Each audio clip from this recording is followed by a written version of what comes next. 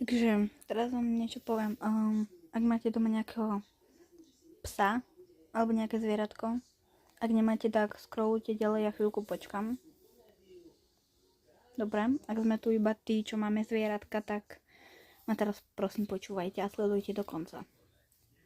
Ty máš hračky, máš telefón, máš plejko možno, máš vlastnú izbu, máš hračky, máš plišakov, máš toho toľko. Ale tvoj pes alebo tvoje zvieratko má iba a iba teba. Takže teraz chod za ním a ukáž mu, že ho máš rád. Pretože to zvieratko tu väčšine nebude. A potom budeš ľutovať, že si s ním neužil čas. Tak sa teraz zdvihni a chod za svojim psom. Ja som teraz pri svojom psovi bola 2 hodiny. A je úplne šťastný. Takže ja som si ten čas našla pre svojho psa. Ak si dokážem nájsť ja ten čas, dokážeš si aj ty nájsť ten čas.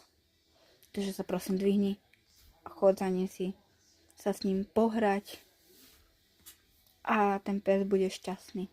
Alebo to zvieratko. Tak ahoj.